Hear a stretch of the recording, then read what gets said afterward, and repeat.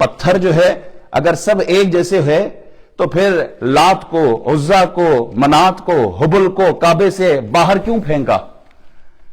اور مقام ابراہیم پر ایک پتھر لگا ہوا ہے، حجر اسود بھی ایک پتھر ہے جسے ہم چومتے ہیں، پتھر آپس میں برابر نہیں ہے۔ سمجھانا یہ چاہتا ہوں، دشمن خدا کے پاس کچھ بھی نہیں ہے اور محبوبان خدا کے پاس سب کچھ ہے۔ دشمن ایسے تہی دامن ہے کہ ان کے پاس کھجور کی گٹلی چھوٹی سی اتنی بھی ان کے پاس کوئی پاور، کوئی اختیار نہیں ہے۔ دشمن ایسے بے دست و پا ہے کہ وہ سب مل کر بھی مکھی کا ایک جو مچھر ہے اس کا ایک پر بھی نہیں بنا سکتے۔ جو دشمن ہے سارے مل بھی جائے تو وہ مچھر کا اور مکھی کا ایک پر نہیں بنا سکتے۔ دشمن جانوروں سے بھی بدتر ہے، وہ ذلیل ہے۔ یہ میں نہیں، یہ قرآن کہہ رہا ہے۔ دشمن جو تیرے در سے یار پھرتے ہیں، در بدر یوں ہی خار پھرتے ہیں۔ دشمن اگر فرعون کی صورت میں ہے تو ذلیل و رسوا ہے، اسے غرق کر دیا ہے۔ دشمن اگر نمرود کی صورت میں ہے تو پھر مچھر سے مروا دیا ہے اسے۔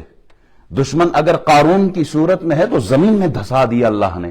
دشمن اگر ابو جہل کی صورت میں ہے تو 2 چھوٹے بچوں سے اللہ نے مروا دیا ہے۔ یہ ہوگی دشمنوں کی بات۔ اور دوسری طرف کون؟ وہ جو اللہ کے محبوب بندے ہیں۔ اگر محبوب صورت آدم میں ہو تو مسجود ملائک ہے۔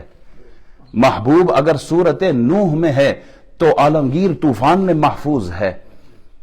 محبوب اگر صورت ابراہیم میں ہے تو نار نمرود میں مامون ہے، محفوظ ہے۔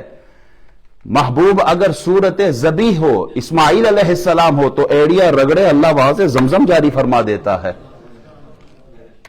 محبوب اگر صورت کلیم میں ہو تو وہ پتھروں سے بھی چشمے جاری کر دیتا ہے۔ محبوب اگر صورت خضر میں ہو تو علم لدنی کا خزانہ رکھتا ہے۔ محبوب اگر صورت عیسیٰ میں ہو تو پھر مٹی اٹھائے، پرندہ بنائے، پھونک مارے، اللہ اسے بھی زندگی عطا کر دیتا ہے۔ محبوب اگر صورت عیسیٰ میں ہو تو کوڑیوں کا مریض آئے اسے شفا دے دیتا ہے، کوئی اندھا آئے اسے آنکھیں دیتا ہے، ارے جو مردہ ہو اللہ کے حکم سے اسے بھی زندہ کر دیتا ہے۔ دسترخوان اللہ بھیجتا ہے صورت محبوب اگر عیسیٰ ہو۔ اگر محبوب صورت آصف بن برخیہ میں ہو تو کئی 100 میل کا فاصلہ ہے، تخت بلقیس پلک جھپکنے سے پہلے دربار میں پیش کر دیتا ہے۔ یہ شان ہے خدمتگاروں کی، سردار کا عالم کیا ہوگا۔ حسن یوسف ید بیضا، حسن یوسف دم عیسیٰ ید بیضا داری، آچا خوبا ہما دارن تو تنہا داری۔ یہ تو وہ احباب تھے جو رسول اللہ کے پیچھے ہاتھ باندھ کے کھڑے ہیں۔ وہ ہستی پھر ان کا مقام کیا ہوگا جو وجہ تخلیق کائنات ہے، جو جانے کائنات، شان کائنات، آنے کائنات ہے، جن کی وجہ سے یہ مخلوق دنیا پہ نظر آتی ہے۔ وہ ہستی وما ارسلناک الا رحمتا للعالمین کا ٹائٹل لیے دنیا میں تشریف فرما تھے۔ وہ ہستی النبی اولا بالمؤمنین من انفسہم، ان کی عظمت کا، ان کی شان کا، ان کے وقار کا عالم کیا ہوگا۔ ساری کائنات نے سن کے گواہی دی، انہوں نے آنکھوں سے جاگتے ہوئے اللہ کا دیدار کیا ہے۔